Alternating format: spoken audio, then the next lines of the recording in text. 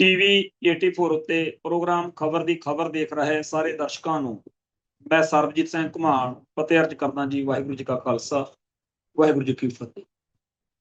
ਇੱਕ ਪਾਸੇ ਪੰਜਾਬ ਦੇ ਮੁੱਖ ਮੰਤਰੀ ਭਗਵੰਤ ਮਾਨ ਨੇ ਸ਼ੁਕਰਾਨਾ ਯਾਤਰਾ ਸ਼ੁਰੂ ਕੀਤੀ ਹੋਈ ਆ।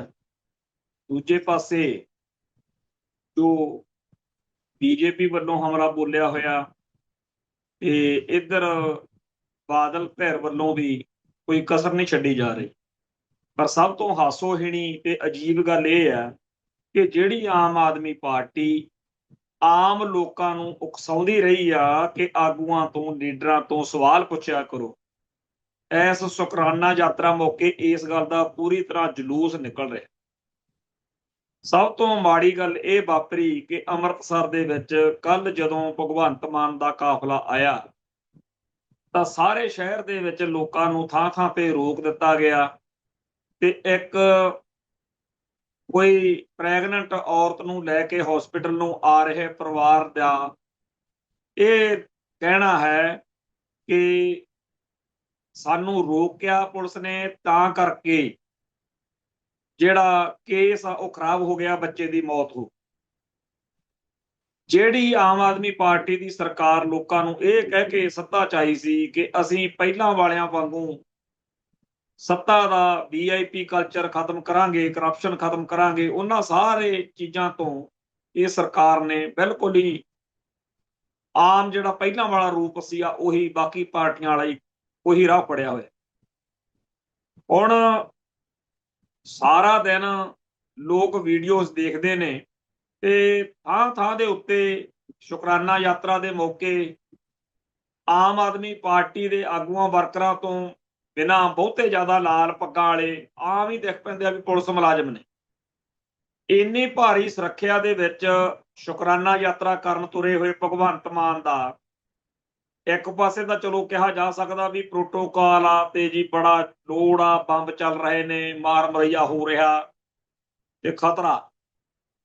ਪਰ ਇਹ ਵੀ ਤਾਂ ਚੇਤੇ ਕਰੋ ਨਾ ਕਿ ਭਗਵੰਤ ਮਾਨ ਕਹਿੰਦਾ ਹੁੰਦਾ ਸੀ ਵੀ ਜੇ ਇੰਨੀ ਹੋਈ ਤੁਹਾਨੂੰ ਜਾਨ ਪਿਆਰੀ ਆ ਫਿਰ ਇਹੋ ਜਿਹੇ ਕੰਮਾਂ 'ਚ ਆਓ ਹੀ ਨਾ, ਮੁਰਗੀ ਖਾਨੇ ਖੋਲ ਲਓ। ਤੇ ਅੱਜ ਫਿਰ ਲੋਕ ਕਹਿੰਦੇ ਆ ਵੀ ਭਾਈ ਜੇ ਸਿਆਸਤ ਵਿੱਚ ਆਏ ਹੋ ਤਾਂ ਫਿਰ ਮੁਰਗੀ ਖਾਨੇ ਖੋਲਣ ਵਾਲੀ ਗੱਲ ਤੁਹਾਡੇ ਤੇ ਵੀ ਝੁਕਦੀ ਆ। ਦੂਜੇ ਪਾਸੇ ਅਮਨ ਅਰੋੜਾ ਨੇ ਕੱਲ ਜਿਹੜੀ ED ਨੇ ਛਾਪਾ ਮਾਰਿਆ ਉਹਦੇ ਬਾਰੇ ਕਿਹਾ ਕਿ ਮੈਨੂੰ ਜਾਣ ਕੇ ਬਦਨਾਮ ਕੀਤਾ ਜਾ ਰਿਹਾ।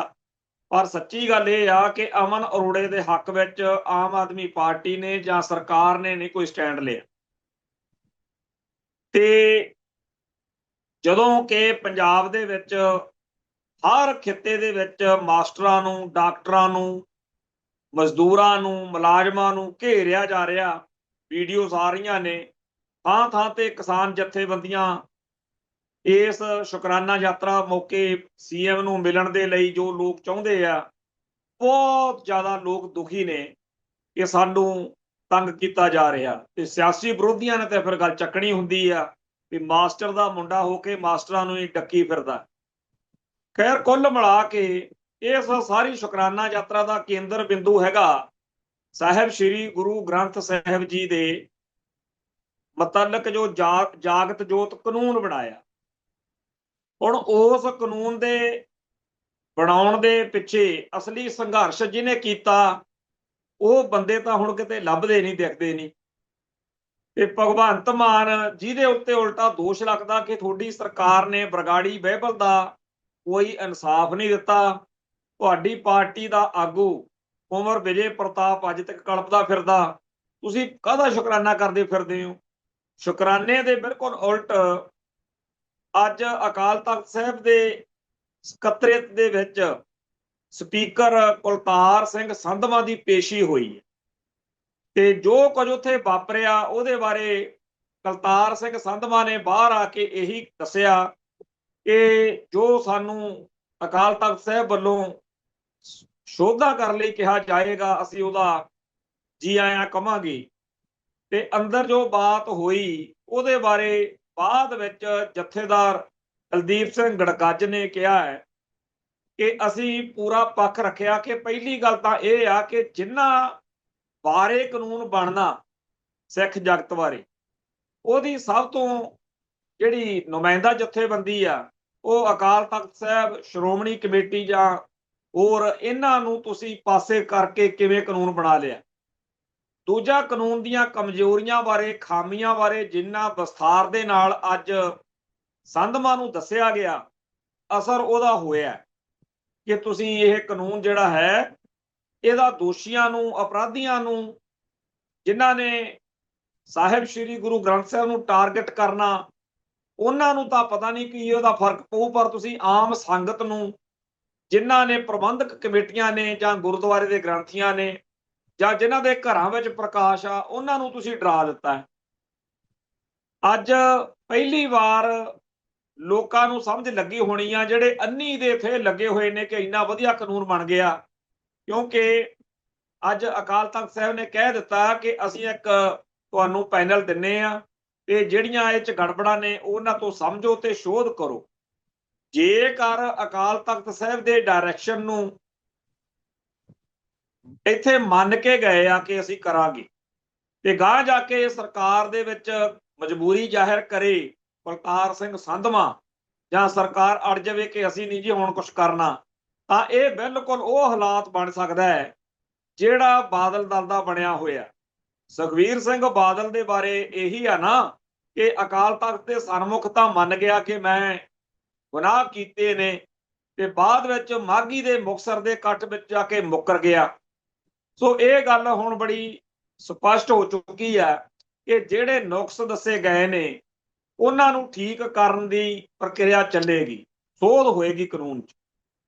ਤੇ ਇੱਕ ਇਹਦੇ 'ਚ ਹੋਰ ਗੱਲ ਹੈ ਕਿ ਅੱਜ ਕੁਲਤਾਰ ਸਿੰਘ ਸੰਧਵਾਂ ਹੀ ਨਹੀਂ ਸੱਦਿਆ ਹੋਇਆ ਸੀ, ਚੀਫ ਖਾਲਸਾ ਦੀਵਾਨ ਦਾ ਇੱਕ ਮਸਲਾ ਚੱਲਦਾ ਆ ਰਿਹਾ। ਚੀਫ ਖਾਲਸਾ ਦੀਵਾਨ ਦਾ ਵੀ ਅੱਜ ਅਕਾਲ ਤਖਤ ਸਾਹਿਬ ਤੇ ਪੇਸ਼ੀ ਸੀ। ਚੀਫ ਖਾਲਸਾ ਦੀਵਾਨ ਸਿੱਖਾਂ ਦੀ 100-150 ਸਾਲ ਪੁਰਾਣੀ ਸੰਸਥਾ ਆ। ਵਿਦਿਅਕ ਸੰਸਥਾ ਹੋਣ ਦੇ ਨਾਲ ਨਾਲ ਇਹਨੇ ਲੋਕਾਂ ਦੇ, ਸਿੱਖਾਂ ਦੇ ਮਸਲਿਆਂ ਦੇ ਵਿੱਚ ਹਰ ਪੱਖ ਤੋਂ ਬੜੀ ਅਹਿਮ ਜ਼ਿੰਮੇਵਾਰੀ, ਭੂਮਿਕਾ ਨਿਭਾਈ ਹੈ। ਬੜੇ ਘੱਟ ਲੋਕਾਂ ਨੂੰ ਪਤਾ ਕਿ ਜਿਹੜੀ ਸਿੱਖ ਰਹਿਤ ਮਰਿਆਦਾ ਅੱਜ ਅਕਾਲ ਤਖਤ ਸਾਹਿਬ ਤੋਂ ਸਾਡੇ ਪੰਥ ਨੂੰ ਲਾਗੂ ਹੋਈ ਹੈ, ਇਹਦਾ ਬਹੁਤਾ ਹਿੱਸਾ ਤਾਂ ਚੀਫ ਖਾਲਸਾ ਦੀਵਾਨ ਵਾਲੀ ਜਿਹੜੀ ਪਹਿਲਾਂ ਇਹ, ਕਿਉਂਕਿ ਸੰਸਥਾ ਪਹਿਲਾਂ ਹੋਂਦ 'ਚ ਆ ਗਈ ਸੀ, ਸ਼੍ਰੋਮਣੀ ਕਮੇਟੀ ਤੋਂ 30 ਸਾਲ ਪਹਿਲਾਂ ਇਹ ਸੰਸਥਾ ਹੋਂਦ 'ਚ ਆ ਗਈ ਸੀ, ਤੇ ਇਸ ਕਰਕੇ ਇਹਨਾਂ ਨੇ ਹਰ ਖੇਤਰ ਵਿੱਚ ਪਹਿਲ ਕੀਤੀ ਹੋਈ ਸੀ। ਸੋ ਜਿਹੜਾ ਸਿੱਖ ਰਹਿਤ ਮਰਿਆਦਾ ਦਾ ਰੂਪ ਰੰਗ ਚੀਫ ਖਾਲਸਾ ਦੀਵਾਨ ਵਾਲੇ ਬਣਾਈ ਫਿਰਦੇ ਸੀ, ਉਸੇ ਨੂੰ ਆਧਾਰ ਬਣਾ ਕੇ ਅਕਾਲ ਤਖਤ ਵਾਲੀ ਮਰਿਆਦਾ ਬਣੀ। ਹੋਰ ਵੀ ਬਹੁਤ ਸਾਰੇ ਖੇਤਰਾਂ ਦੇ ਵਿੱਚ ਚੀਫ ਖਾਲਸਾ ਦੀਵਾਨ ਨੇ ਕੰਮ ਕੀਤਾ ਹੈ, ਭਾਵੇਂ ਕਿ ਇਹ ਗੱਲ ਆਪਾਂ ਨੂੰ ਸਭ ਨੂੰ ਹੀ ਪਤਾ ਕਿ ਇਹ ਮਿਲਵਰਤਣੀਏ ਸਿੱਖ ਸੀਗੇ ਜਿਹੜੇ ਚੀਫ ਖਾਲਸਾ ਦੀਵਾਨ ਰਾਹੀਂ ਕੌਮ ਦੀ ਸੇਵਾ ਕਰਦੇ ਰਹੇ, ਪਰ ਇਹਨਾਂ ਦਾ ਗੁਰੂ ਨਾਲ, ਧਰਮ ਨਾਲ ਨਾਤਾ ਸੀਗਾ, ਗੁਰਸਿੱਖ ਸੀ, ਅੰਮ੍ਰਿਤਧਾਰੀ ਹੁੰਦੇ ਸੀ। ਪਰ ਪਿਛਲੇ 15-20-30 ਸਾਲਾਂ ਦੇ ਵਿੱਚ ਜਿੱਥੇ ਸ਼੍ਰੋਮਣੀ ਕਮੇਟੀ 'ਚ ਇਹੋ ਜਿਹੇ ਮੈਂਬਰ ਬਣਨ ਲੱਗ ਪਏ ਪਿਛਲੇ ਦੌਰ ਵਿੱਚ ਜਿਨ੍ਹਾਂ ਦਾ ਅਖਲਾਕ, ਕਿਰਦਾਰ ਬਹੁਤਾ ਚੰਗਾ ਨਹੀਂ, ਉੱਥੇ ਹੁਣ ਹੋਰ ਸੰਸਥਾਵਾਂ 'ਚ ਵੀ ਇਹ ਕੁਝ ਚੱਲੀ ਜਾਂਦਾ, ਤੇ ਇਹਦੇ ਵਿੱਚ ਵੀ ਮੈਂਬਰ ਜਿਹੜੇ ਬਣਾਏ ਜਾਂਦੇ ਨੇ ਉਹਨਾਂ ਦਾ ਜੀਵਨ ਨਾਲੋਂ ਵੱਡੀ ਗੱਲ ਇਹ ਕਿ ਉਹਨਾਂ ਤੇ ਇਲਜ਼ਾਮ ਬੜੇ ਕਈਆਂ ਤੇ ਭੈੜੇ ਭੈੜੇ ਲੱਗਦੇ ਆ। ਪਿੱਛੇ ਜੇ ਇੰਦਰਜੀਤ ਸਿੰਘ ਚੱਡੇ ਵਾਲਾ ਮਸਲਾ ਸਾਰਿਆਂ ਨੂੰ ਪਤਾ ਹੀ ਆ ਕਿ ਉਹਦਾ ਬੇਟਾ ਬਾਅਦ 'ਚ ਖੁਦਕੁਸ਼ੀ ਕਰ ਗਿਆ ਸੀ। ਪਰ ਸਭ ਤੋਂ ਮਾੜੀ ਗੱਲ ਇਹ ਹੋ ਰਹੀ ਹੈ ਕਿ ਮੈਂਬਰਾਂ ਨੂੰ ਅੰਮ੍ਰਿਤ ਛਕੇ ਬਗੈਰ ਹੀ ਵੀ ਤੁਸੀਂ ਆਪਦੇ ਜੋ ਮਰਜ਼ੀ ਕਰਤੂਤਾਂ ਕਰੀ ਚੱਲੋ, ਤੁਹਾਨੂੰ ਮੈਂਬਰ ਬਣਾਇਆ ਜਾ ਸਕਦਾ। ਇਸ ਮਸਲੇ ਦੇ ਉੱਤੇ ਸ਼ਿਕਾਇਤਾਂ ਹੋਈਆਂ, ਉਹਨਾਂ ਸ਼ਿਕਾਇਤਾਂ ਨੂੰ ਆਧਾਰ ਬਣਾ ਕੇ ਅੰਦਰੂਨੀ ਜਿਹੜੀ ਸਿਆਸਤ ਵਾ ਉਹਨੇ ਵੀ ਰੰਗ ਅੰਦਰ ਲਾਉਣਾ ਹੀ ਸੀਗਾ, ਕਿਉਂਕਿ ਜਿਹੜੇ ਸਥਾਪਤੀ ਦੇ ਉੱਤੇ ਕਾਬਜ ਨੇ, ਜਿਹੜੇ ਚੀਫ ਖਾਲਸਾ ਦੀਵਾਨ ਦੇ ਇਸ ਮੌਕੇ ਸੱਤਾ ਉੱਤੇ ਕਾਬਜ ਲੋਕ ਨੇ, ਉਹਨਾਂ ਦੇ ਜਿਹੜੇ ਵਿਰੋਧੀ ਨੇ, ਉਹਨਾਂ ਨੇ ਫਿਰ ਇਹ ਮਸਲਾ ਅਕਾਲ ਤਖਤ ਸਾਹਿਬ ਤੇ ਲੈ ਗਏ। ਪਹਿਲਾਂ ਸਾਡੇ ਕਈ ਭਰਾਵਾਂ ਨੂੰ ਲੱਗਿਆ ਵੀ ਇਹ ਕੀ ਹੋਈ ਜਾਂਦਾ, ਪਰ ਹੌਲੀ ਹੌਲੀ ਗੱਲ ਨਿਖਰਦੀ ਗਈ। ਆਖਰ ਅਕਾਲ ਤਖਤ ਸਾਹਿਬ ਤੋਂ ਇਹੀ ਆਖਿਆ ਗਿਆ ਕਿ ਸਾਰੇ ਮੈਂਬਰ ਜਿਹੜੇ ਨੇ ਉਹ ਅੰਮ੍ਰਿਤਧਾਰੀ ਹੋਣ, ਜਿਹੜੇ ਅੰਮ੍ਰਿਤ ਨਹੀਂ ਛਕਣਾ ਚਾਹੁੰਦੇ, ਬਾਣੀ ਨਾਲ ਨਹੀਂ ਜੁੜਨਾ ਚਾਹੁੰਦੇ, ਉਹ ਛੱਡ ਜਾਓ, ਕਿਉਂਕਿ ਤੁਹਾਡੇ ਵਿਧਾਨ ਦੇ ਵਿੱਚ ਹੀ ਲਿਖਿਆ ਹੋਇਆ। ਇਸ ਗੱਲ ਤੋਂ ਇਹਨਾਂ ਨੇ ਕਿਹਾ ਕਿ ਅਸੀਂ ਜੀ ਅੰਮ੍ਰਿਤ ਛਕ ਲਏ ਆ, ਸਰਟੀਫਿਕੇਟ ਦਿਖਾ ਦਿਆਂਗੇ। ਸੋ ਅਕਾਲ ਤਖਤ ਸਾਹਿਬ ਤੋਂ ਜਿਹੜਾ ਚੀਫ ਖਾਲਸਾ ਦੀਵਾਨ ਦਾ ਮਸਲਾ ਚੱਲ ਰਿਹਾ, ਇਹਦੇ ਵਿੱਚ ਅੱਜ ਜਦੋਂ ਸਾਰੀ ਸੰਸਥਾ ਪੇਸ਼ ਹੋਈ ਹੈ, ਖਾਸ ਤੌਰ ਤੇ ਜਿਹੜਾ ਪ੍ਰਧਾਨ ਆ ਇੰਦਰਵੀਰ ਸਿੰਘ ਨਿੱਜਰ, ਹੁਣ ਉਹ ਇੰਦਰਵੀਰ ਸਿੰਘ ਨਿੱਜਰ ਚੀਫ ਖਾਲਸਾ ਦੀਵਾਨ ਦੇ ਪ੍ਰਧਾਨ ਹੋਣ ਦੇ ਨਾਤੇ ਵੀ ਪੇਸ਼ ਹੋਇਆ, ਪਰ ਉਹ ਵਿਧਾਇਕ ਵੀ ਆ, MLA ਆਮ ਆਦਮੀ ਪਾਰਟੀ ਦਾ। ਉਦੋਂ ਵੱਡੀ ਗੱਲ ਕਿ ਜਿਹੜਾ ਆ ਕਾਨੂੰਨ ਬਣਿਆ, ਜਿਹਦੇ ਮਸਲੇ ਉੱਤੇ ਅੱਜ ਕੁਲਤਾਰ ਸਿੰਘ ਸੰਧਵਾਂ ਸਪੀਕਰ ਪੇਸ਼ ਹੋਇਆ ਸੀ, ਉਸ ਕਾਨੂੰਨ ਨੂੰ ਬਣਾਉਣ ਵਾਲੀ ਕਮੇਟੀ ਦਾ ਹੈੱਡ ਜਿਹੜਾ ਸੀ ਉਹ ਵੀ ਇਹੀ ਨਿੱਜਰ ਸੀ।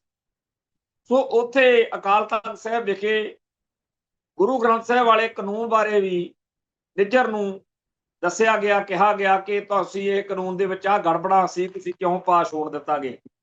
ਕੁੱਲ ਮਿਲਾ ਕੇ ਅਕਾਲ ਤਖਤ ਸਾਹਿਬ ਨੇ ਇਸ ਮਸਲੇ ਦੇ ਉੱਤੇ ਜੋ ਪੋਜੀਸ਼ਨਿੰਗ ਬਣਾ ਦਿੱਤੀ ਹੈ ਉਹ ਬੜੀ ਅਹਿਮ ਹੈ। ਅਹਿਮ ਕਿਵੇਂ ਆ? ਅੱਜ ਦੇ ਅਜੀਤ ਅਖਬਾਰ ਵਿੱਚ ਹਰਜਿੰਦਰ ਸਿੰਘ ਲਾਲ ਦਾ ਆਰਟੀਕਲ ਬੜਾ ਧਿਆਨ ਮੰਗਦਾ। ਉਹਨੇ ਕਿਹਾ ਹੈ ਕਿ ਪੰਜਾਬ ਸਰਕਾਰ ਵੱਲੋਂ ਵਿਧਾਨ ਸਭਾ ਵਿੱਚ ਸਰਬਸੰਮਤੀ ਨਾਲ ਪਾਸ ਜਗਤ ਜੋਤ ਸ੍ਰੀ ਗੁਰੂ ਗ੍ਰੰਥ ਸਾਹਿਬ ਸਤਕਾਰ ਸੋਧ ਕਾਨੂੰਨ 2026 ਸਿੱਖਾਂ ਵਿੱਚ ਟਕਰਾਅ ਦਾ ਕਾਰਨ ਨਾ ਬਣ ਜਾਵੇ, ਇਸ ਤੋਂ ਡਰ ਲੱਗਦਾ ਹੈ।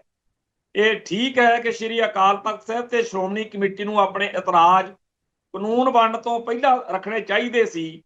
ਪਹਿਲਾਂ ਉਹ ਦੁਬਿਧਾ ਵਿੱਚ ਰਹੇ ਤੇ ਇਸ ਨੂੰ ਸਰਕਾਰ ਤੇ ਛੱਡ ਦਿੱਤਾ।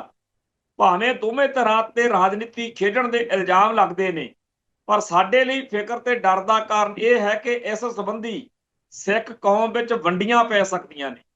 ਉਂਝ ਵੀ ਇਸ ਕਾਨੂੰਨ ਨੂੰ ਇੰਨੀ ਕਾਹਲੀ ਨਾਲ ਬਣਾਇਆ ਤੇ ਪਾਸ ਕੀਤਾ ਗਿਆ ਕਿ ਇਹ ਕਈ ਸਵਾਲ ਖੜੇ ਕਰਦਾ ਹੈ।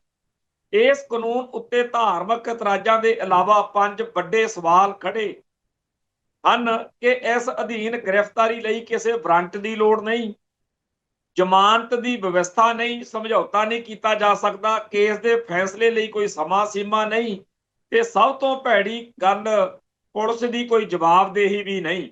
ਅਜਿਹੀ ਸਥਿਤੀ ਵਿੱਚ ਪੰਜਾਬ ਦੇ ਮੁੱਖ ਮੰਤਰੀ ਨੂੰ ਬੇਨਤੀ ਕਰਨੀ ਚਾਹੁੰਦੇ ਹਾਂ ਕਿ ਉਹ ਹੁਣ ਵੀ ਸ੍ਰੀ ਅਕਾਲ ਤਖਤ ਸਾਹਿਬ, ਸਿੱਖ ਸੰਸਥਾਵਾਂ ਤੇ ਬੁੱਧੀਜੀਵੀਆਂ ਨਾਲ ਇਸ ਬਾਰੇ ਵਿਚਾਰ ਵਟਾਂਦਰਾ ਕਰਕੇ ਲੋੜੀਂਦੀਆਂ ਤਬਦੀਲੀਆਂ ਕਰਨ ਲਈ ਸਹਿਮਤੀ ਬਣਾਉਣ। ਅਜਿਹਾ ਪੰਜਾਬ ਅਤੇ ਸਿੱਖ ਕੌਮ ਦੋਹਾਂ ਲਈ ਚੰਗਾ ਹੋਵੇਗਾ। ਇਹ ਜਿਹੜਾ ਅੱਜ ਨੋਟ ਹਰਜਿੰਦਰ ਸਿੰਘ ਲਾਲ ਨੇ ਦਿੱਤਾ, ਇਹ ਕੱਲਾ ਇੱਕ ਅਜੀਤ ਅਖਬਾਰ 'ਚ ਇੱਕ ਬੰਦੇ ਦੀ ਰਾਏ ਨਹੀਂ ਹੈ। ਸੱਚੀ ਗੱਲ ਇਹ ਆ ਕਿ ਜਿਉਂ-ਜਿਉਂ ਦਿਨ ਲੰਘ ਰਹੇ ਨੇ ਤਿਉਂ-ਤਿਉਂ ਇਹ ਮਸਲਾ ਸੈਂਟਰ ਸਟੇਜ ਵੱਲ ਆ ਰਿਹਾ। ਤੇ ਜੇ ਪੰਜਾਬ ਸਰਕਾਰ, ਮੌਜੂਦਾ ਆਮ ਆਦਮੀ ਪਾਰਟੀ ਦੀ ਸਰਕਾਰ, ਜਿਹੜੀ ਸ਼ੁਕਰਾਨਾ ਯਾਤਰਾ ਕਰਦੀ ਫਿਰਦੀ ਹੈ, ਜਿਹੜੀ ਅਕਾਲੀ ਦਲ ਵਾਲੀ ਭੂਮਿਕਾ 'ਚ ਵੀ ਅਕਾਲੀ ਦਲ ਜਿਵੇਂ ਪੰਥ ਅਤੇ ਪੰਜਾਬ ਦੇ ਮਸਲੇ ਉਠਾਉਂਦਾ ਹੁੰਦਾ ਸੀ, ਉਵੇਂ ਬਣਨਾ ਚਾਹੁੰਦੀ ਆ ਕਿ ਅਸੀਂ ਬਰਗਾੜੀ ਬਾਈਬਲ ਦਾ ਇਨਸਾਫ, ਅਸੀਂ ਬੇਅਦਬੀਆਂ ਦਾ ਇਨਸਾਫ, ਸਾਰੇ ਮਸਲਿਆਂ ਤੇ ਅਸੀਂ ਸਿੱਖਾਂ ਦੇ, ਸਿੱਖੀ ਦੇ, ਪੰਜਾਬ ਦੇ, ਅਸੀਂ ਉਵੇਂ ਹੀ ਆ ਜਿਵੇਂ ਅਕਾਲੀ ਦਲ ਹੁੰਦਾ ਸੀ।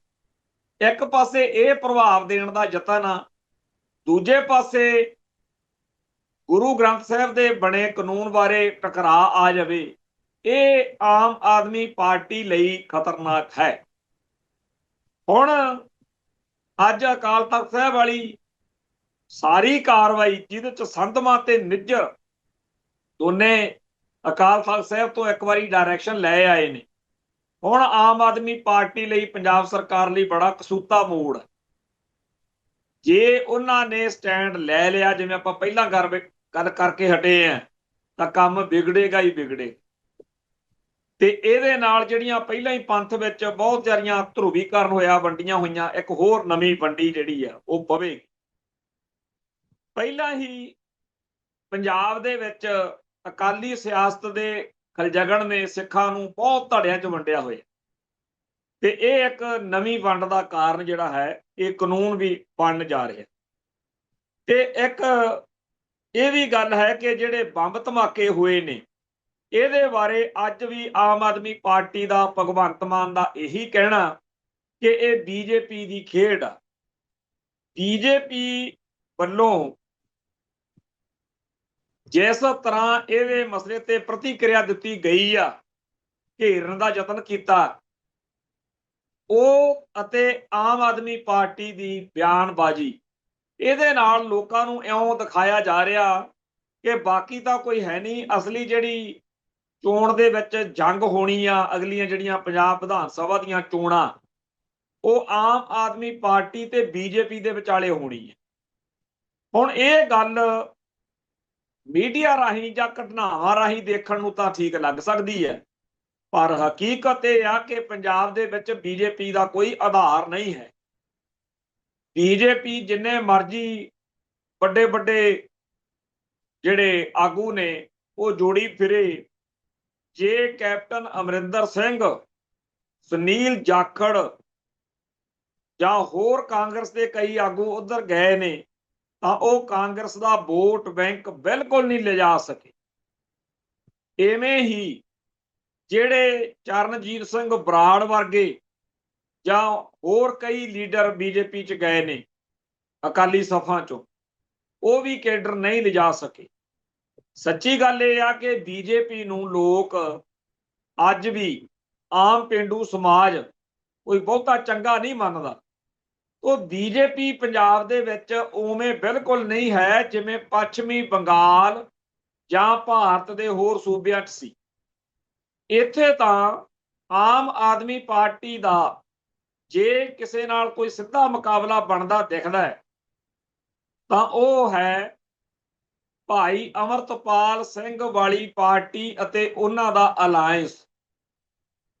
ਚਾਹੇ ਇਹਨੂੰ ਕੋਈ ਸੱਚ ਮੰਨੇ ਚਾਹੇ ਝੂਠ ਮੰਨੇ, ਪਰ ਇਹ ਹਕੀਕਤ ਹੈ ਕਿ ਸਾਰੇ ਜਿਹੜੇ ਖਿੰਡੇ ਖੱਪਰੇ ਫਿਰਦੇ ਆ, ਉਹਨਾਂ ਸਾਰੇ ਸਿਆਸੀ ਭਲਵਾਨਾਂ ਨੂੰ ਇਹ ਲੱਗਦਾ ਹੈ ਜਿਵੇਂ ਪਿਛਲੀ ਵਾਰ ਸੀਗਾ ਕਿ ਚੁੱਪ ਕਰਕੇ ਆਮ ਆਦਮੀ ਪਾਰਟੀ 'ਚ ਜੁੜ ਜਾਓ, ਟਿਕਟ ਮਿਲ ਜਾਣੀ ਆ, ਜਿੱਤ ਵੀ ਜਾਣ।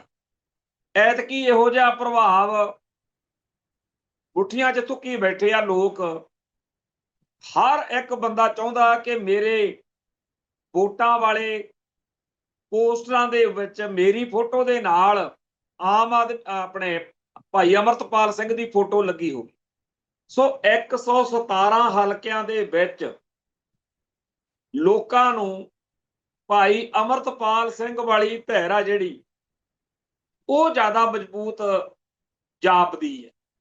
ਕਿੰਨੀ ਵੋਟ ਲੈਂਦੇ ਆ, ਕਿੰਨੇ ਐਮਐਲਏ ਜਿੱਤਦੇ ਆ, ਸਰਕਾਰ ਬਣਾਉਂਦੇ ਆ ਨਹੀਂ ਬਣਾਉਂਦੇ, ਉਹ ਗੱਲ ਜੁਦਾ। ਪਰ ਆਮ ਆਦਮੀ ਪਾਰਟੀ ਜਿਵੇਂ ਪਿਛਲੀ ਵਾਰ ਸੀ, ਅੱਜ ਉਵੇਂ ਪੰਜਾਬ ਦੇ ਵਿੱਚ ਭਾਈ ਅਮਰਤਪਾਲ ਸਿੰਘ ਵਾਲੀ ਧਿਰ ਹੈ। ਇੱਥੇ ਇੱਕ ਗੱਲ ਹੋਰ ਕਰਨ ਵਾਲੀ ਹੈ, ਜਦੋਂ ਪੰਜਾਬ ਦੇ ਵਿੱਚ ਅਕਾਲੀ ਸੱਤਾ 'ਚ ਹੁੰਦੇ ਸੀ ਬਾਦਲ ਕੇ, ਇਹਨਾਂ ਨੇ ਪੰਜਾਬ ਦੇ ਹਰ ਘਟਨਾਕ੍ਰਮ ਲਈ ਕਾਂਗਰਸ ਨੂੰ ਦੋਸ਼ੀ ਦੱਸਣਾ ਹੁੰਦਾ ਸੀ। ਇੱਥੋਂ ਤੱਕ ਕਿ ਸੰਤ ਭਿੰਡਰਾਂ ਵਾਲਿਆਂ ਤੇ ਖਾੜਕੂ ਲਹਿਰ ਦੀਆਂ ਘਟਨਾਵਾਂ ਨੂੰ ਵੀ ਇਹ ਕਹਿੰਦੇ ਜੀ ਤਾਂ ਕਾਂਗਰਸ ਨੇ ਖੜੇ ਕੀਤੇ। ਹਰ ਗੱਲ ਲਈ ਕਾਂਗਰਸ, ਵੀ ਸਾਡੀ ਸਿਆਸਤ ਨੂੰ ਖਰਾਬ ਕਰਨ ਲਈ ਇਹ ਕਾਂਗਰਸ ਦਾ ਏਜੰਡਾ। ਹੁਣ ਅਕਾਲੀ ਦਲ ਵਾਲੀ ਭੂਮਿਕਾ ਵਿੱਚ ਆਮ ਆਦਮੀ ਪਾਰਟੀ ਆ ਚੁੱਕੀ ਹੈ ਤੇ ਸੈਂਟਰ ਵਿੱਚ ਕਾਂਗਰਸ ਦੀ ਥਾਂ ਬੀਜੇਪੀ ਹੈ। ਸੋ ਅੱਜ ਦੀ ਤਰੀਕ ਵਿੱਚ ਜੋ ਮਰਜ਼ੀ ਵਾਪਰੇ, ਪੰਜਾਬ ਦੀ ਸਰਕਾਰ, ਆਮ ਆਦਮੀ ਪਾਰਟੀ, ਭਗਵੰਤ ਮਾਨ ਸਿੱਧਾ ਬੀਜੇਪੀ ਤੇ ਦੋਸ਼ ਮੜਦੇ। ਇਸ ਸਮੀਕਰਨ ਦੇ ਤਹਿਤ ਜੇ ਦੇਖੀਏ ਤਾਂ ਪੰਜਾਬ ਦੇ ਵਿੱਚ ਅਜੇ ਭਾਜਪਾ ਲਈ ਦਿੱਲੀ ਦੂਰ ਹੈ। ਜਿੰਨੀ ਬਦਨਾਮੀ, ਜਿੰਨਾ ਆਮ ਆਦਮੀ ਪਾਰਟੀ ਦਾ ਕੇਡਰ ਭਾਜਪਾ ਦੀ ਕਰ ਸਕਦਾ ਹੈ, ਜਿੰਨਾ ਵਿਰੋਧ ਇਹ ਕਰਨਗੇ, ਤੇ ਨਾਲ ਪਹਿਲਾਂ ਹੀ ਆਮ ਸਿੱਖਾਂ ਵਿੱਚ ਬ੍ਰਾਹਮਣਵਾਦੀ, ਮਨੂਵਾਦੀ ਜਾਂ ਸਿੱਖੀ ਦੀ ਦੁਸ਼ਮਣ ਧਿਰ ਵਜੋਂ ਬੀਜੇਪੀ ਦਾ ਇਹਨਾਂ ਨੇ ਬੜਾ ਯਤਨ ਕੀਤਾ ਕਿ ਸਿੱਖਾਂ ਦੇ ਦਿਲ ਜਿੱਤਣੇ ਆ, ਪਰ ਗੱਲ ਬਣੀ ਨਹੀਂ। ਸੋ ਕੁੱਲ ਮਿਲਾ ਕੇ ਬੀਜੇਪੀ ਦਾ ਪੰਜਾਬ ਦੇ ਵਿੱਚ ਕੋਈ ਉਹੋ ਜਿਹਾ ਹੈ ਨਹੀਂ। ਆਮ ਆਦਮੀ ਪਾਰਟੀ ਇਹ ਜਚਾਉਣਾ ਜ਼ਰੂਰ ਚਾਹੂਗੀ ਕਿ ਸਾਡੇ ਸਾਹਮਣੇ, ਆਮ ਆਦਮੀ ਪਾਰਟੀ ਦੇ ਸਾਹਮਣੇ ਜੇ ਕੋਈ ਹੈ ਤਾਂ ਉਹ ਬੀਜੇਪੀ ਹੈ, ਪਰ ਅਸਲੀ ਲੜਾਈ ਜਿਹੜੀ ਆ ਉਹ ਭਾਈ ਅਮਰਤਪਾਲ ਸਿੰਘ ਦੇ ਝੰਡੇ ਹੇਠ ਖੜੀਆਂ ਸਿਆਸੀ ਧਿਰਾਂ ਦੇ ਨਾਲ ਹੋਣੀ ਹੈ। ਖੈਰ, ਗੱਲ ਇਹ ਹੈ ਕਿ ਇੱਕ ਵੇਲਾ ਸੀ ਜਦੋਂ ਭਾਈ ਅਮਰਤਪਾਲ ਸਿੰਘ ਨੂੰ ਬਾਬਾ ਜਰਨੈਲ ਸਿੰਘ ਜੀ ਖਾਲਸਾ ਭਿੰਡਰਾਂ ਵਾਲਿਆਂ ਦੀ ਸਿਆਸਤ ਵਿੱਚ ਅੱਗੇ ਦੇਖਿਆ ਜਾ ਰਿਹਾ ਸੀ। ਉਹਨਾਂ ਨੂੰ ਖਾੜਕੂ ਜਿਹੜੀ ਲਹਿਰ ਚੱਲੀ ਉਹਦਾ ਤਾਂ ਨਹੀਂ, ਪਰ ਜਿਹੜੀ ਖਾਲਿਸਤਾਨੀ ਲਹਿਰ ਚੱਲੀ ਉਹਦਾ ਨੁਮਾਇੰਦਾ ਜ਼ਰੂਰ ਤਸਲੀਮ ਕਰ ਲਿਆ ਗਿਆ ਸੀ। ਬਾਅਦ ਵਿੱਚ ਉਹਨਾਂ ਦੇ ਸਮਰਥਕਾਂ ਨੇ ਭਾਈ ਹਰਮਿੰਦਰ ਸਿੰਘ ਸੰਧੂ ਵਾਲੀ ਜਿਹੜੀ ਸਿਆਸਤ ਵਾ ਉਹਦੇ ਤਹਿਤ ਭਾਈ ਅਮਰਤਪਾਲ ਸਿੰਘ ਨੂੰ ਰੱਖਿਆ। ਉਸ ਤੋਂ ਬਾਅਦ ਵਿੱਚ ਉਹ ਜੇਲ੍ਹ ਚਲੇ ਗਏ ਤੇ ਉੱਥੇ ਐਮਪੀ ਦੀ ਚੋਣ ਲੜ ਲਈ। ਹੁਣ ਪਹਿਲਾਂ ਸ਼ੁਰੂ ਵਿੱਚ ਸੰਤ ਭਿੰਡਰਾਂ ਵਾਲਿਆਂ ਦੇ ਥਾਂ ਤੇ ਭਾਈ ਅਮਰਤਪਾਲ ਸਿੰਘ ਨੂੰ ਦਿਖਾਇਆ ਗਿਆ। ਫਿਰ ਥੋੜਾ ਜਿਹਾ ਕੰਮ ਡਾਊਨ ਕਰਕੇ ਕਹਿ ਦਿੱਤਾ ਗਿਆ ਕਿ ਆਪਾਂ ਭਾਈ ਹਰਮਿੰਦਰ ਸਿੰਘ ਸੰਧੂ ਵਾਲੀ, ਕਿਉਂਕਿ ਉਹਨਾਂ ਦਿਨਾਂ 'ਚ ਰੋਸ਼ਨ ਦਿਮਾਗ ਕਿਤਾਬ ਵੀ ਆਈ। ਭਾਈ ਹਰਮਿੰਦਰ ਸਿੰਘ ਸੰਧੂ ਦੇ ਸਾਥੀਆਂ ਸਮਰਥਕਾਂ ਵੱਲੋਂ ਵੀ ਸਹਿਯੋਗ ਤੇ ਥਾਪੜਾ ਜਿਹੜਾ ਉਹ ਭਾਈ ਅਮਰਤਪਾਲ ਸਿੰਘ ਨੂੰ ਦਿੱਤਾ ਗਿਆ। ਵੈਸੇ ਵੀ ਰੋਸ਼ਨ ਦਿਮਾਗ ਕਿਤਾਬ ਲਿਖਣ ਵਾਲੇ ਸਰਦਾਰ ਬਲਜੀਤ ਸਿੰਘ ਖਾਲਸਾ, ਜਿਹੜੇ ਪਹਿਲਾਂ ਖਾਲਸਾ ਫਤਿਹਨਾਮਾ ਮੈਗਜ਼ੀਨ ਕੱਢਦੇ ਸੀ, ਹੁਣ ਵੰਗਾਰ ਕੱਢਦੇ ਆ, ਉਹਨਾਂ ਦਾ ਤੇ ਉਹਨਾਂ ਦੇ ਸਾਥੀ ਸਾਰੇ ਜਿਹੜੇ ਸੀ ਆ ਪੱਪਲਪ੍ਰੀਤ ਸਿੰਘ ਜਾਂ ਹੋਰ, ਇਹ ਪਹਿਲਾਂ ਵੀ ਇੱਥੇ ਜਦੋਂ ਅਮਰਤਪਾਲ ਸਿੰਘ ਹਾਜ਼ਰ ਨਹੀਂ ਸੀ, ਇਹ ਪਹਿਲਾਂ ਵੀ ਖਾੜਕੂ ਸਿਆਸਤ ਆ ਜਿਹੜੀ ਉਹਦੇ ਉਲਟ ਹਰਮਿੰਦਰ ਸਿੰਘ ਸੰਧੂ ਵਾਲੀ ਜਿਹੜੀ ਸਿਆਸਤ ਵਾ ਜਾਂ ਮਾਨ ਦਲ ਵਾਲੀ ਸਿਆਸਤ ਕਹਿ ਸਕਦੇ ਆ, ਉਧਰ ਜ਼ਿਆਦਾ ਝੁਕਾਅ ਸੀ। ਇਹਨਾਂ ਸਾਰਿਆਂ ਨੂੰ ਭਾਈ ਅਮਰਤਪਾਲ ਸਿੰਘ ਚਿਹਰਾ ਮਿਲ ਗਿਆ, ਸੋ ਇਹਨਾਂ ਨੇ ਫਿਰ ਭਾਈ ਹਰਮਿੰਦਰ ਸਿੰਘ ਸੰਧੂ ਵਾਲੀ ਲਾਈਨ ਟੋ ਕੀਤੀ। ਜੇਕਰ ਇਹ ਉੱਥੇ ਵੀ ਖੜੇ ਰਹਿੰਦੇ ਤਾਂ ਗੱਲ ਹੋਰ ਸੀ, ਪਰ ਉਹਨਾਂ ਨੂੰ ਅੱਗੇ ਸਾਰੇ ਪਾਸਿਓਂ ਇਹ ਮਿਲਿਆ ਕਿ ਹੁਣ ਚੋਣਾਂ ਲੜੂ। ਭਾਈ ਹਰਮਿੰਦਰ ਸਿੰਘ ਸੰਧੂ 1990 ਵਿੱਚ ਜਦੋਂ ਸ਼ਹੀਦ ਉਹ ਕਹਿੰਦੇ ਆ ਹੋਏ ਜਾਂ ਕਤਲ ਕੀਤੇ ਗਏ, ਤਾਂ ਉਹਨਾਂ ਉੱਤੇ ਖਾੜਕੂ ਜਥੇਬੰਦੀਆਂ ਦਾ ਇਹੀ ਇਲਜ਼ਾਮ ਸੀ ਕਿ ਇਹ ਖਾਲਿਸਤਾਨ ਤੋਂ ਪਿੱਛੇ ਹਟ ਰਹੇ, ਇਹ ਜੀ ਲੌਂਗੋਵਾਲ ਵਾਲੇ ਰਾਹ ਤੁਰ ਰਹੇ। ਅੱਜ ਵੀ ਉਹਨਾਂ ਦੇ ਵਾਰਸਾਂ ਨੂੰ ਜਾਂ ਉਹਦੇ ਖਾਸ ਤੌਰ ਤੇ ਭਰਾ ਉਪਕਾਰ ਸਿੰਘ ਸੰਧੂ ਨੂੰ ਇਸ ਗੱਲ ਦੀ ਬੜੀ ਚਿੜ ਵਾ ਕਿ ਇਹ ਝੂਠੇ ਦੋਸ਼ ਲਾਏ ਗਏ। ਪਰ ਭਾਈ ਅਮਰਤਪਾਲ ਸਿੰਘ ਵਾਲੀ ਜਿਹੜੀ ਧਿਰ ਵਾ, ਉਹਨਾਂ ਨੇ ਸੰਤ ਭਿੰਡਰਾਂ ਵਾਲਿਆਂ ਤੋਂ ਬਾਅਦ ਚ ਹਰਮਿੰਦਰ ਸਿੰਘ ਸੰਧੂ ਤੋਂ ਬਾਅਦ ਵਿੱਚ ਨਵਾਂ ਪੈਂਤੜਾ ਲਿਆ ਕਿ ਚੋਣਾਂ ਲੜੀਆਂ। ਉਹਦੇ ਵਿੱਚ ਉਹਨਾਂ ਨੂੰ ਜਿੱਤ ਹਾਸਲ ਹੋਈ, ਹਮਦਰਦੀ ਬਹੁਤ ਸੀ, ਤੇ ਇੰਨਾ ਮਾੜਾ ਹਾਲ ਕਿ ਸੁਖਬੀਰ ਬਾਦਲ ਜਿਹੜਾ ਜਿੰਨੀ ਉਹਨੇ ਇਹਦੀ ਵਿਰੋਧਤਾ ਕੀਤੀ ਅਮਰਤਪਾਲ ਸਿੰਘ ਦੀ, ਓਨਾ ਹੀ ਵੋਟਾਂ ਦਾ ਗ੍ਰਾਫ ਲੋਕਾਂ ਨੇ ਮੈਥੀ ਲਿਆ ਵੀ ਜਦੋਂ ਤੇਰੇ ਵਰਗਾ ਗੰਦਾ ਬੰਦਾ ਜਿਨ੍ਹਾਂ ਨੇ ਸੱਤਾ 'ਚ ਹੁੰਦਿਆਂ ਸਿੱਖੀ ਦੇ ਦੁਸ਼ਮਣਾਂ ਨਾਲ ਸਾਂਝ ਪਾ ਕੇ ਗੁੱਚੜ ਪੁਲਸੀਆਂ ਨੂੰ ਸਮੇਤ ਸੈਣੀ ਇਜ਼ਹਾਰ ਆਲਮ ਵਰਗਿਆਂ ਨੂੰ ਬੜਾ ਤੁਸੀਂ ਸਤਿਕਾਰ ਦਿੱਤਾ, ਸਰਸੇ ਵਾਲਿਆਂ ਨੂੰ ਸਤਿਕਾਰ ਦਿੱਤਾ, ਸਿੱਖੀ ਦੇ ਹਰੇਕ ਵੈਰੀ ਨੂੰ ਜੱਫੀ ਪਾਈ, ਤੇ ਜਦੋਂ ਉਹਨਾਂ ਨੂੰ ਤੁਹਾਡੀ ਸੱਤਾ ਦੀ ਸਰਪ੍ਰਸਤੀ ਸੀ ਤਾਂ ਸਾਡੇ ਇਸ਼ਟ ਸਾਹਿਬ ਸ੍ਰੀ ਗੁਰੂ ਗ੍ਰੰਥ ਸਾਹਿਬ ਜੀ ਨੂੰ ਉਹਨਾਂ ਨੇ ਨਿਸ਼ਾਨਾ ਬਣਾਇਆ। ਸਰਸੇ ਵਾਲੇ ਨੇ ਸਲਾਵਤਪੁਰੇ ਵਿੱਚ ਕਲਗੀਧਰ ਸ਼ਹਿਨਸ਼ਾਹ ਦੀ ਸਾਂਗ ਲਾ ਕੇ ਸਾਨੂੰ ਚੜਾਇਆ, ਤੁਸੀਂ ਉਹਨਾਂ ਦਾ ਸਾਥ ਦਿੱਤਾ। ਸੋ ਬਰਗਾੜੀ ਬਾਈਬਲ ਤੇ ਹੋਰ ਸਾਰੇ ਮਸਲਿਆਂ ਤੇ ਕਰਕੇ ਸੁਖਬੀਰ ਸਿੰਘ ਬਾਦਲ ਤੇ ਉਹਨਾਂ ਦੀ ਧਿਰ ਜਿਹੜੀ ਸੀ ਉਹ ਲੋਕਾਂ ਦੇ ਵਿੱਚ ਬਹੁਤ ਜ਼ਿਆਦਾ ਮਤਲਬ ਜਿਵੇਂ ਮਾੜੇ ਪ੍ਰਭਾਵ ਵਿੱਚ ਸੀ, ਉਹਦਾ ਕੋਈ ਅਸਰ ਨਹੀਂ ਸੀ।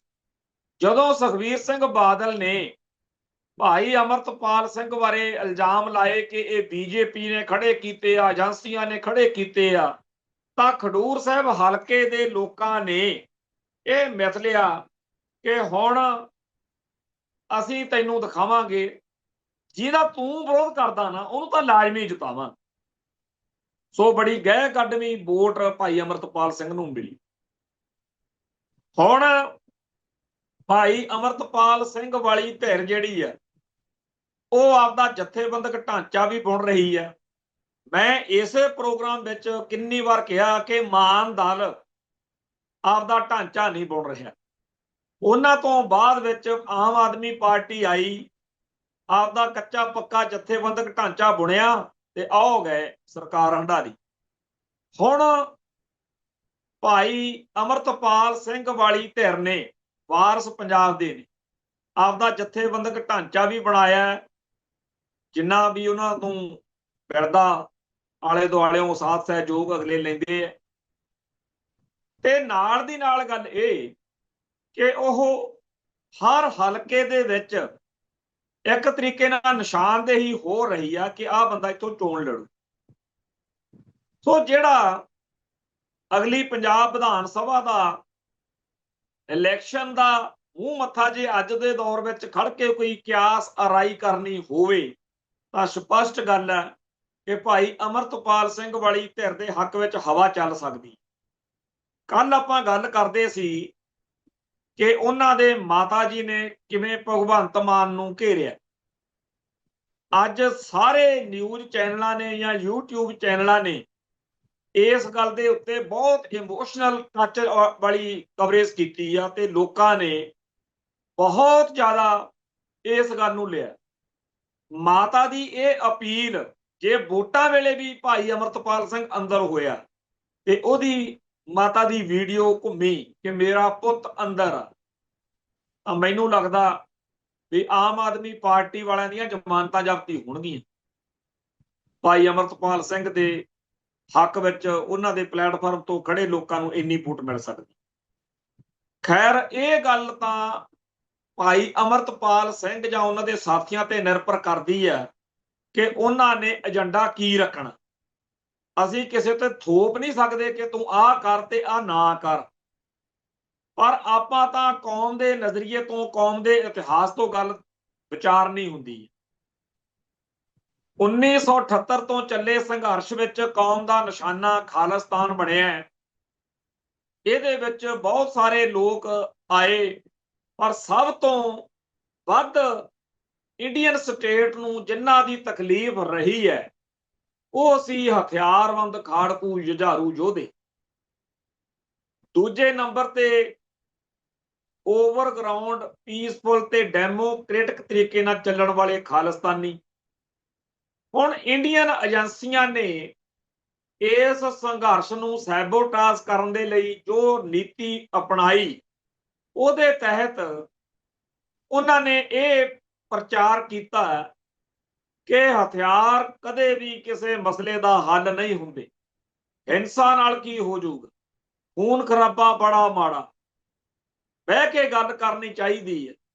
ਇਸ ਤਰੀਕੇ ਦਾ ਨੈਰੇਟਿਵ ਸਿਰਜਿਆ ਗਿਆ ਕਿ ਬਹੁਤ ਸਾਰੇ ਓਵਰਗਰਾਉਂਡ ਖਾਲਿਸਤਾਨੀਆਂ ਨੂੰ ਵੀ ਇਉਂ ਲੱਗਣ ਲੱਗ ਗਿਆ ਵੀ ਜੇ ਕਿਤੇ ਆ ਖਾੜਕੂਵਾਦ ਵਾਲੇ ਥੋੜਾ ਜਿਹਾ ਠੰਡਾ ਕਰ ਦੇਣ ਕੰਮ, ਸਾਡੀ ਸਰਕਾਰ ਬਣ ਸਕਦੀ। ਅੱਜ ਤੱਕ 91-92 ਦੀਆਂ ਵੋਟਾਂ ਨੂੰ ਲੈ ਕੇ ਉਹ ਪਿੱਟਦੇ।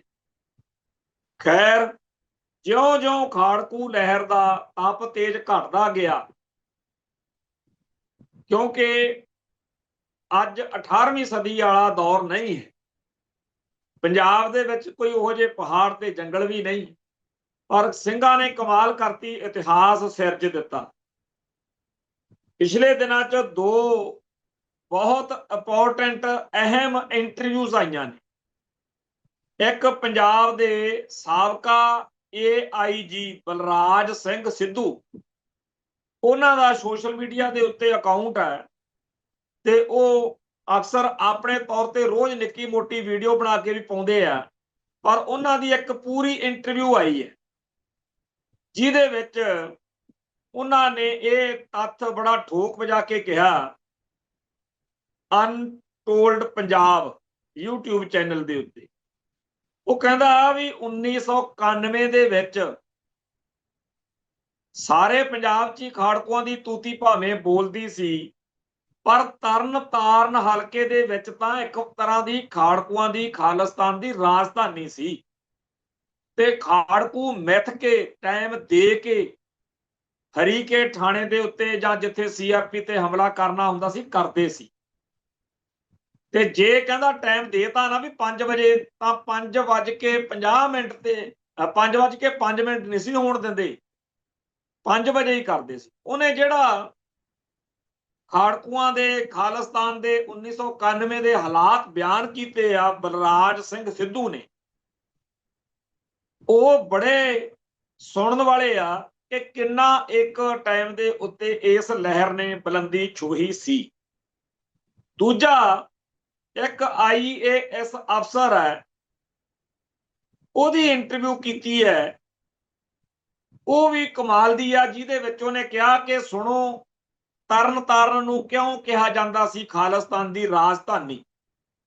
ਸੋ ਉਸ IAS ਅਫਸਰ ਨੇ, ਜਿਹਨੇ DC ਬਣ ਕੇ ਜਾਂ ਹੋਰ ਕਈ ਪੋਸਟਾਂ ਤੇ ਰਹਿ ਕੇ ਆਪਦੀ ਜ਼ਿੰਦਗੀ ਤਜਰਬਾ ਹਾਸਲ ਕੀਤਾ ਹੈ, ਉਹਨੇ ਵੀ ਇੱਕ ਗੱਲ ਦੱਸੀ ਆ ਕਿ ਇੱਕ ਵਾਰੀ ਜਿਹੜਾ ਮਲਹੋਤਰਾ ਨਾਂ ਦਾ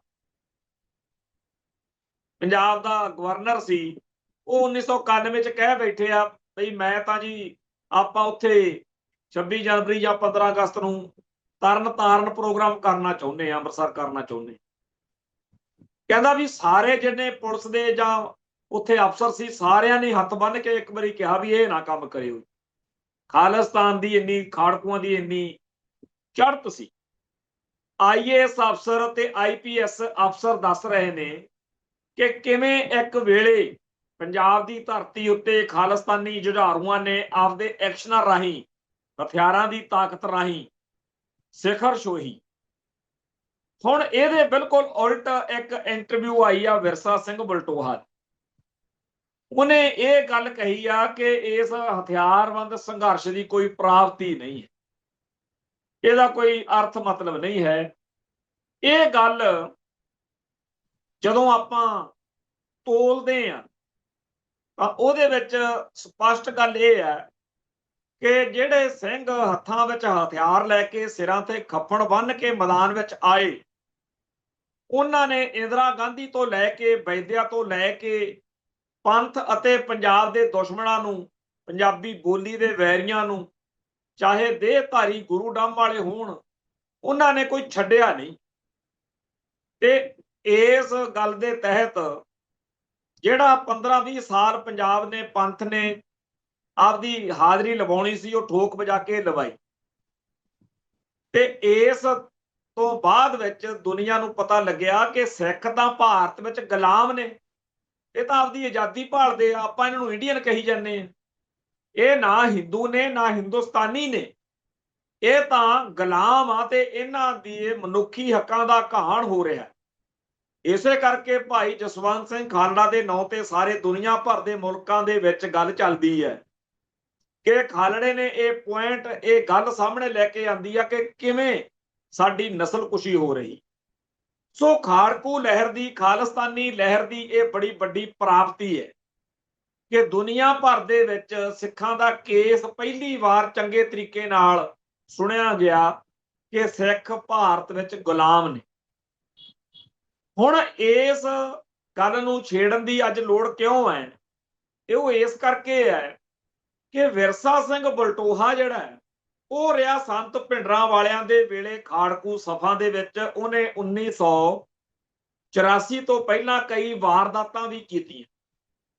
1985 ਦੇ ਵਿੱਚ ਇੰਡੀਆ ਟੂਡੇ ਮੈਗਜ਼ੀਨ ਆ ਜਿਹੜਾ, ਉਹਦੇ ਫਰੰਟ ਪੇਜ ਦੇ ਉੱਤੇ ਇੱਕ ਚੀਜ਼ ਛਪੀ, ਜਿਹੜਾ ਅੰਦਰ ਵੱਡੀ ਸਟੋਰੀ ਸੀ। ਹੁਣ ਵੀ ਜੇ ਕਿਸੇ ਨੇ ਹਿੰਮਤ ਕਰੇ, ਗੂਗਲ ਤੇ ਸਰਚ ਮਾਰੇ, ਸਿਰਫ ਇੰਨਾ ਲਿਖ ਕੇ, ਦਾ terror ਕਨਫੈਸ਼ਨਸ of Virsa Singh Baltoha, India today the June 1985 the magazine. ਜੂਨ 1984 ਨੂੰ ਘੱਲੂਘਾਰਾ ਵਾਪਰਿਆ, ਜੂਨ 85 ਨੂੰ ਵਿਰਸਾ ਸਿੰਘ ਬਲਟੋਹਾ ਦੇ ਕਨਫੈਸ਼ਨ ਛਪੇ ਸੀ ਇੰਡੀਆ ਟੂਡੇ ਮੈਗਜ਼ੀਨ।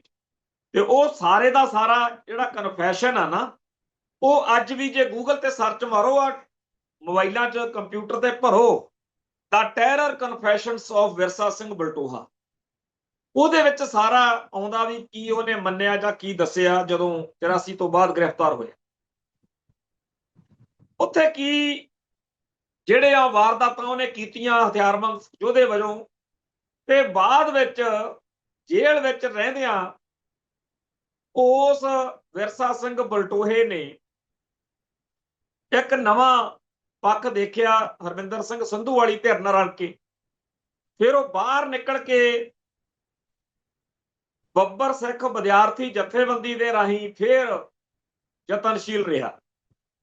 ਮਤਲਬ ਕਿ ਬੱਬਰ ਖਾਲਸਾ ਦੇ ਵਿਦਿਆਰਥੀ ਵਿੰਗ ਦੇ ਵੱਲੋਂ ਚੱਲਿਆ, ਪਰ ਆਖਰ ਬਾਦਲ ਦਲ ਦੇ ਰਾਹੀਂ ਐਮਐਲਏ ਬਣ ਕੇ ਅੱਜ ਉਹ ਭਾਰਤੀ ਮੁੱਖ ਧਾਰਾ ਦੀ ਸਿਆਸਤ ਜਿਹੜੀ ਆ ਉਹ ਕਰਦਾ।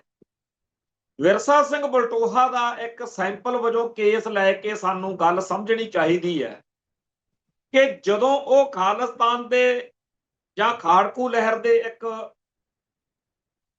ਆਗੂ ਵਜੋਂ, ਨੁਮਾਇੰਦੇ ਵਜੋਂ ਐਕਟਿਵ ਸੀ, ਉਦੋਂ ਸਟੇਟ ਦਾ ਰਵੱਈਆ ਉਹਦੇ ਪ੍ਰਤੀ ਹੋਰ ਸੀ।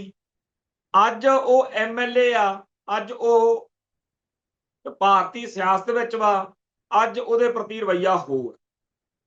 ਸੋ ਇੰਡੀਅਨ ਸਟੇਟ ਕੀ ਦੇਖਦੀ ਆ ਜਾਂ ਕੀ ਕਰਦੀ ਆ, ਉਹਨਾਂ ਦੇ ਬਹੁਤ ਸਾਰੇ ਵਿੰਗ ਨੇ। ਇੱਕ ਅਫਸਰ ਦੀ ਡਿਊਟੀ ਆ ਕਿ ਆਹ ਚੱਕ ਤੂੰ ਆਪਦਾ 100 ਏਜੰਟ, ਏਜੰਸੀਆਂ ਦੇ ਕੰਮ ਇਦਾਂ ਹੀ ਚੱਲਦੇ ਆ, ਤੇਰਾ ਕੰਮ ਸਿਰਫ ਇੰਨਾ ਆ ਵੀ ਸਾਰੇ ਖਾੜਕੂ ਸੰਘਰਸ਼ ਵਾਲਿਆਂ ਦੇ ਦਿਲ ਦਿਮਾਗ ਵਿੱਚ ਇਹ ਗੱਲ ਪਾਉਣੀ ਆ ਕਿ ਛੱਡੋ ਪਰਾਂ, ਤੁਸੀਂ ਹਥਿਆਰਬੰਦ ਸੰਘਰਸ਼ ਵਾਲਾ ਰਾਹ ਬਥੇਰਾ ਲੜ ਲਿਆ, ਤੁਸੀਂ ਬੜੇ ਚੰਗੇ ਤੇ ਵਧੀਆ ਬੰਦੇ ਹੋ, ਠੀਕ ਆ, ਤੁਸੀਂ ਪੂਰਾ ਜ਼ੋਰ ਲਾ ਲਿਆ, ਹੁਣ ਤੁਸੀਂ ਓਵਰਗਰਾਉਂਡ ਖਾਲਿਸਤਾਨੀ ਧਿਰਾਂ ਵੱਲ ਆਓ। ਇਸੇ ਕਰਕੇ ਬਹੁਤੇ ਜ਼ਿਆਦਾ ਖਾੜਕੂ ਜਦੋਂ ਫੜੇ ਜਾਂਦੇ ਆ ਫਿਰ ਉਹ ਓਵਰਗਰਾਉਂਡ ਫਰੰਟ ਬਣਾਉਂਦੇ ਆ। ਮੇਰੇ ਸਾਹਮਣੇ ਇੱਥੇ ਬਹੁਤ ਸਾਰੇ ਪੰਜਾਬ 'ਚ ਫਰੰਟ ਨੇ ਜਿਹੜੇ ਪਹਿਲਾਂ ਖਾੜਕੂ ਰਹੇ ਨੇ। ਜਦੋਂ ਉਹ ਖਾੜਕੂ ਸੀ ਉਦੋਂ ਕੱਲੇ ਦੀ ਵੀ ਕਿਸੇ ਇਲਾਕੇ 'ਚ ਫਿਰਦੇ ਦੀ ਜੇ ਖਬਰ ਕਨਸੋ ਮਿਲਦੀ ਸੀ ਤਾਂ ਸਾਰੀ ਪੁਲਿਸ ਨੂੰ ਬਿਪਤਾ ਪਈ ਹੁੰਦੀ ਸੀ ਕਿ ਫਲਾਨਾ ਸਿੰਘ ਇਸ ਇਲਾਕੇ 'ਚ ਸਰਗਰਮ ਹੈ। ਅੱਜ ਉਹ ਓਵਰਗਰਾਉਂਡ ਖਾਲਿਸਤਾਨੀ ਸਰਗਰਮੀ ਵਿੱਚ ਜਦੋਂ ਕਿਸੇ ਇਲਾਕੇ 'ਚ ਜਾਂਦੇ ਆ, ਚਾਹੇ ਉਹ 200 ਦਾ 500 ਦਾ ਇਕੱਠ ਕਰ ਲੈਣ, ਜਾਣੀ ਕਿ ਭਾਈ ਦਲਜੀਤ ਸਿੰਘ ਬਿੱਟੂ, ਭਾਈ ਕੰਵਰਪਾਲ ਸਿੰਘ ਬਿੱਟੂ, ਇਹ ਖਾੜਕੂ ਸੰਘਰਸ਼ ਦੇ ਸਿੱਧੇ ਹੈਗੇ ਆ। ਪਰਸੋਂ ਜਦੋਂ ਭਾਈ ਪਰਮਜੀਤ ਸਿੰਘ ਪੰਜਵੜ ਦਾ ਦਿਨ ਮਨਾਇਆ, ਭਾਈ ਕੰਵਰਪਾਲ ਸਿੰਘ ਬਿੱਟੂ ਨੇ ਆਪਦੇ ਅਕਾਊਂਟ ਤੋਂ ਪੋਸਟ ਫੋਟੋ ਕੀਤੀ ਸੀ ਜਿਹਦੇ 'ਚ ਮਹਿਲ ਸਿੰਘ ਬੱਬਰ ਤੇ ਪੰਜਵੜ ਦੇ ਨਾਲ ਲਾਹੌਰ ਵਾਲੀ ਕੋਠੀ ਦੇ ਵਿੱਚ ਭਾਈ ਕੰਵਰਪਾਲ ਸਿੰਘ ਬੈਠੇ। ਇੱਕ ਹੋਰ ਫੋਟੋ ਆ ਜਿਹਦੇ ਵਿੱਚ ਭਾਈ ਕੰਵਰਪਾਲ ਸਿੰਘ, ਭਾਈ ਵਧਾਵਾ ਸਿੰਘ ਤੇ ਭਾਈ ਅਵਤਾਰ ਸਿੰਘ ਬ੍ਰਹਮਾ ਤੇ ਹੋਰ ਖਾੜਕੂ ਯੋਧੇ ਜਿਹੜੇ ਆ ਉਹ ਸਾਰੇ ਬੈਠੇ। ਤੋ ਭਾਈ ਕੰਵਰਪਾਲ ਸਿੰਘ ਜੇਕਰ 1984 ਤੋਂ 95 ਦੇ ਵਿਚਾਲੇ ਕਿਸੇ ਪੰਜਾਬ ਦੇ ਇਲਾਕੇ 'ਚ ਦਿਖਦਾ ਤਾਂ ਸੂਈਆ ਏਜੰਸੀਆਂ ਨੂੰ, ਖੁਫੀਆ ਏਜੰਸੀਆਂ ਨੂੰ ਕੁਝ ਉਹਦੇ ਬਾਰੇ ਹੋਣਾ ਸੀ ਕਿ ਆਹ ਕੀ ਹੋ ਗਿਆ ਜੀ। ਭਾਈ ਦਲਜੀਤ ਸਿੰਘ ਬਿੱਟੂ ਦਿਖਦਾ ਤਾਂ ਵੀ ਹੋਣਾ ਸੀ। ਪਰ ਅੱਜ ਜਦੋਂ ਉਹਨਾਂ ਨੇ ਖਾਲਿਸਤਾਨ ਦੇ ਝੰਡੇ ਚੱਕ ਕੇ ਮਾਰਚ ਕੀਤਾ ਤਾਂ ਉਹ ਚਾਹੇ 2000 ਸੀ ਚਾਹੇ 10,000 ਸੀ ਬੰਦਾ, ਖਾਲਿਸਤਾਨ ਦੇ ਨਾਅਰੇ ਵੱਜਦੇ ਸੀ, ਤਾਂ ਉਹ ਤਪ ਤੇਜ, ਉਹ ਫਰਕ ਨਹੀਂ ਸੀ। ਪਰ ਜਦੋਂ ਇਹ ਖਾੜਕੂਆਂ ਦੇ ਵਿੱਚੋਂ ਖਾਲਿਸਤਾਨੀ ਬਣਦੇ ਆ ਤੇ ਖਾਲਿਸਤਾਨੀਆਂ ਵਿੱਚੋਂ ਫਿਰ ਵਿਰਸਾ ਸਿੰਘ ਬਲਟੋਹੇ ਵਾਂਗੂ ਐਮਐਲਏ ਐਮਪੀ ਬਣਦੇ ਆ, ਸ਼੍ਰੋਮਣੀ ਕਮੇਟੀ ਦੇ ਵਿੱਚ ਬਣਦੇ ਆ, ਫਿਰ ਬਿਲਕੁਲ ਹੀ ਹੋਰ ਅਕਸ ਜਿਹੜਾ ਬਣਦਾ।